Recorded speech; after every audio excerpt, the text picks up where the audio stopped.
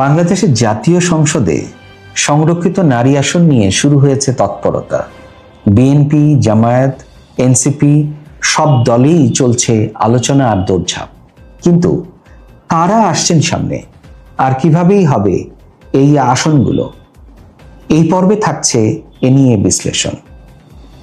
সংসদে 50টি সংরক্ষিত নারী আসন রয়েছে। নিয়ম হলো প্রতি 6 জন সাধারণ সংসদের বিপরীতে একটি নারী আসন। এবারের একাদশ সংসদ নির্বাচনে বিএনপি এককভাবেই 209টি আসনে জয় পেয়েছেন। ফলে বিএনপি পাবে 35টি সংরক্ষিত নারী আসন, জামায়াত পাবে 11টি আর এনসিপি 1টি। বাকি 3টি আসনগুলো যাবে ছোট দল ও স্বতন্ত্রদের মধ্যে। বিএনপিতে ইতিমধ্যেই শুরু হয়েছে মনোনয়ন প্রত্যাশীদের তৎপরতা।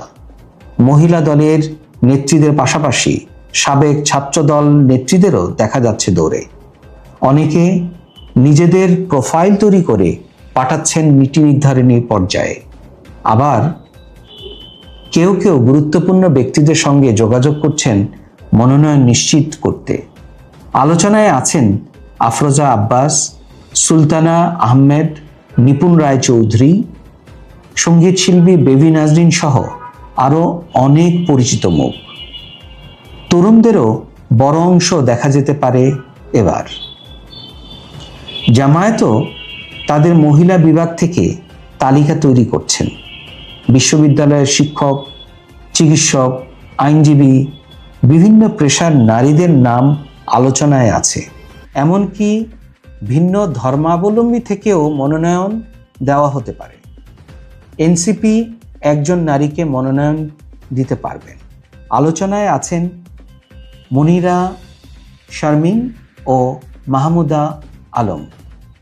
আইন অনুযায়ী সাধারণ নির্বাচনের গ্যাজেট প্রকাশের 90 দিনের মধ্যে সংরক্ষিত নারী আসনের নির্বাচন সম্পন্ন করতে হবে।